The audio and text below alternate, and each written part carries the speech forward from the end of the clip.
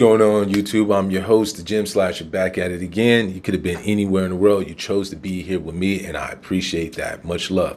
Without further ado, we're going to go right into work. Is the NBA fun anymore? Great question to ask. We're all thinking it. We're all kind of going around on it. For myself, let me preference, I am a professional in terms of, I grew up in the big city, in Los Angeles, born and raised there. Let me preference that by saying that I'm used to professional sports. In fact, as a youth, as I growing up, I loved professional sports more than I loved collegiate sports until I really started getting older and start playing sports and knowing that I wanted to go to college. Because then I kind of start shifting my attention to the universities and schools and stuff like that. But growing up, I was an SC fan and all that, but like, the primary was the Lakers, or the primary was the Rams and the Dodgers and things like that. So I'm more into professional in terms of, if there was one and two, be professional sports and then college sports in terms of my favorites. But I love it all. And now that I'm older, it's all the same to me now because I'm out the game and I'm just looking at it as a coaching, as trainer, as just a fan in itself.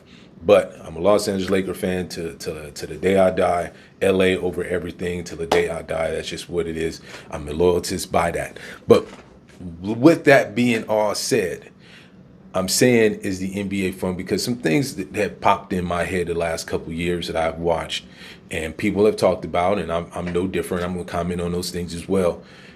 And by saying, is the NBA fun, is because this thing you call load management, the NBA called load management. And not only that, what's also glaring is you're seeing, our biggest stars out in public, not really gravitating to the fans. And I'm not talking about the ones that's heckling. And that's going to be, I'm going to have another video on that, by the way, heckling fans. They just go off the top and doing too much with players and stuff, especially on the opposing team, and then they get mad that these players getting at them. I'm not talking about that, and that's another. I will talk about that at some point coming up. I'm just talking about the fans that genuinely want to talk to you, that genuinely want to be around you, that genuinely want to just say hi and high five and maybe an autograph. As you as the professional athlete, it don't cost you nothing for 5, 10, even 20 minutes to sign something you just made their day. But you're starting to see that more prevalent where, you got your megastar athlete, not even, and sometimes it's not even 50,000 kids. It's not even 50,000 people. It's one kid just saying, hey, Gym Slasher, can I get an autograph? And Gym Slasher just walking straight past and even batting an eye. That seems a lot. Shout out to Shaq. Shaq is one of the few that always seems to engage with the youth that's around him and people that's around him. It seems like he always finds a way to make time. And I understand some people are introverted, some people are extroverted. You don't know what's going on in their lives behind the scenes and stuff. And they could be that one day that they just don't want to deal with no one. And I do respect that and I understand that to an effect. But also, when you starting to see that as a normal theme of yours, like this is starting to happen more often than it's not in terms of you not being connected or engaged with the fans that's paying to see you play. I think that just saying hey is more than enough if they're in that access. Not talking about you in a timeout and it's 3 seconds left and the fan is yelling at you trying to get you to wave. That's completely different. Again, we're not talking about those things, right? But I think overall, between load management, player engagement, but player availability, we're starting to see the amount of money that players are making. And, NBA, and especially professional athletes, don't like the fact that their money is being exposed out for everyone to see. And, NBA broadcasters' money not out being able to see. NBA analysts are not, people don't really know how much they're making. And commentators such as myself and other people, you don't have, our money ain't out there in terms of what we're getting paid and all that. And I'm not getting paid. I'm still, I'm still at the bottom level just trying to come up, but either way, we know how much these athletes are being paid, right? And so sometimes they feel critical of that, but it comes with the territory when you want to be a professional player. I think what they're saying in terms of NBA, you're starting to see multiple of lanes all kind of coming together and merging, of all saying, you know what, the NBA got a problem. And you have it from a fan perspective, you have it from a media perspective, and now you're having it from former players perspective. And that's the one where now I'm talking about this, because you're starting to see more players, former players, excuse me, more former players coming out saying what of our current players are doing in terms of this abundance of opportunity they have now that former past players didn't have. And now they're into this privileged sector of, really having a lot of control of how the NBA is run in terms of the players. The players union runs, it's very strong. You have a very friendly commissioner in Adam Silver, right? And you almost have most of your basketball autonomy in terms of freedom to do things, more than anybody else. In terms of the former commissioner at David Stern, he was no joke, right? And now you have Adam Silver, who's a little bit more, on the friendlier end in terms of player freedoms, if you will. I think they done went too far in terms of players, and now you have the NBA. It's to the point. This is the first I've ever seen this, where the NBA, the management, the admin side of the NBA is going, you guys are taking off so many games that now we done put in a rule where if you want to make the All-Star game, you have to at least play, 80% of your games. If you want to play, if you want to be an MVP of the season, you have to play an approximate 80% of your games.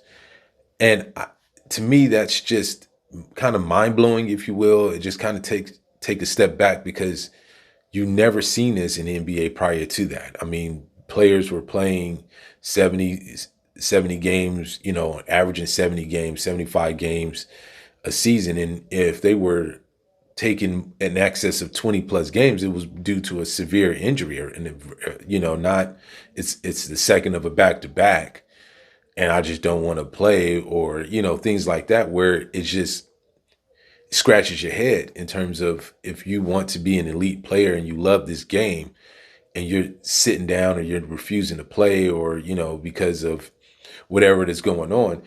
And it's doing everyone a disservice, from the fans, from the media, from the TV, from, we're trying to promote this game and our biggest stars are sitting because off of a back to back, or my shin is a little sore and stuff like that. You as an athlete, very rare are you coming in. Sometimes you're not. Sometimes you're barely coming into the season, the regular season, at full strength. There's some nicks and bruises and all that, even coming into the season. As the season progresses, you're always going to have some more than others. Some people are bionic; they just don't get hurt. They're fine. They can, Mikal Bridges is one who just don't miss games. He's always healthy. And then you have some that just can't seem to get it right. But for the most part, if this is a game that you genuinely love and you respect, you owe it to yourself to give that respect back. That means being present, being available, to your game, to your team, to the sport. And now it seems like players that are average are making a lot of money. And you got these, in terms of average, I mean, in relation to other NBA players, not me. You can kill me in basketball and go for 50, and I'd be lucky to get a shot off if you really want to be locked in to not even compete. So I'm not saying it that way. I'm saying it in terms of where your acumen's at in terms of relations to the elite players. You could be a good player, and you have good players getting to the point where they're going, I don't want to play this game, or I just want to sit down, or, all these other things. But you're available and doing all your social media things. You're available and doing this and that, but you don't want to play the game. Ben Simmons is a good example of that, of where these executives are going, hey, I don't think he even loved the game. He loves what it brings, but the game itself, we're coming into question. I think with the ratings, and I think with the new media the new channels and stuff like that that's also involved now. I want to see the NBA succeed. I'm coming from a person again who loves the NBA, who loves watching NBA games outside of watching my Lakers play. I love watching just NBA teams and stuff like that. But as a coach, as a trainer, I can't unsee what I see. And there's times where I just don't see any effort on either side.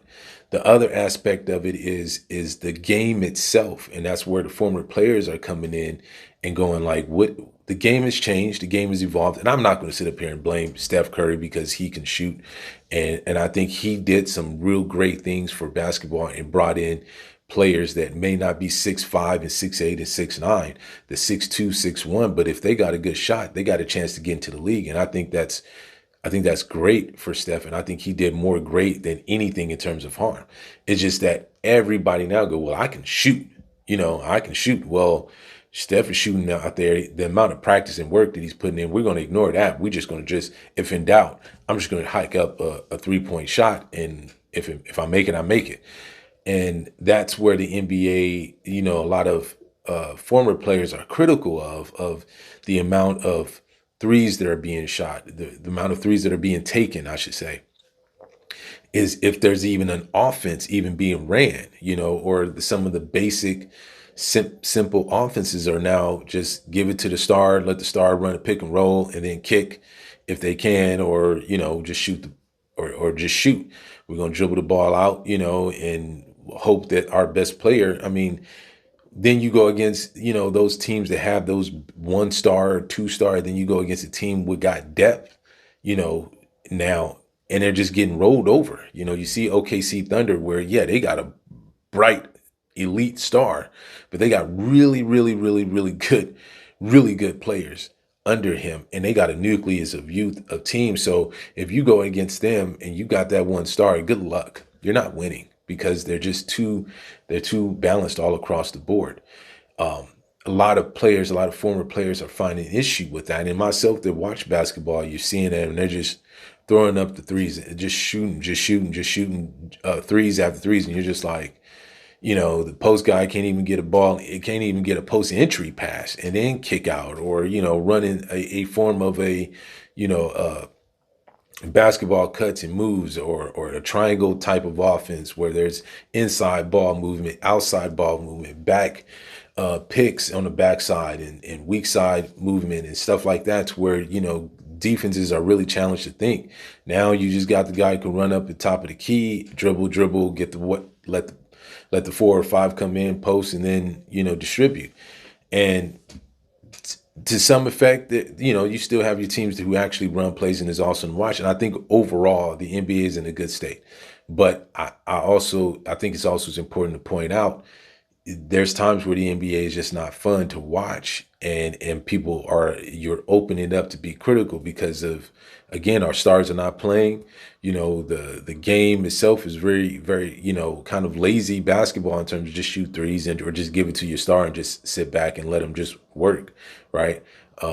Player engagement, we're missing that that we didn't. And again, I'm going to also point out there are some fans who are jerks, just plain and simple. They're just not good people. And that makes it hard for the ones who are good fans and just want to have that positive engagement. They do ruin it for a lot of that, and I have to acknowledge that. But I think where the NBA, as I'm being critical of them, where the NBA can get that back is to get these players to be engaged with the fans on a positive level. These players taking some pride amongst themselves and getting out there and giving the fans what they paid to see. These tickets don't run cheap. NBA tickets do not run cheap, and I don't care where you sitting at. And if these guys are paying to try to get their families to come there to watch you play, and you're just sitting and you're standing up, there's nothing wrong with you. You just didn't want to play in this game because it was a back-to-back where you played 3 out of the 4 games and all that. Seems, disingenuous, and just it deflates people's perception of the NBA. And you want to change that, and you want to get that back, and it can be done. It just got to take effort and attention to get the NBA back to being a powerhouse against the NFL. That's why the NFL is coming in and jumping in on these Christmas games and doing all that, because they're going to look, if y'all ain't trying to engage with y'all fans, we ain't got no problem doing it. So the NBA got to be real careful on that, and you don't want to lose the spirit of the NBA, the spirit of the fans watching your game. You got a great product, just don't lose it. So with that being said, who are you? What is your mission? Let me know what y'all think. Put some comments in there. Am I on point? Am I off? Is it a break? Is it a shot? Is it a made shot? No pun intended. But with that being said, I appreciate you guys. Thanks for watching. And until next time, until we meet again. Peace.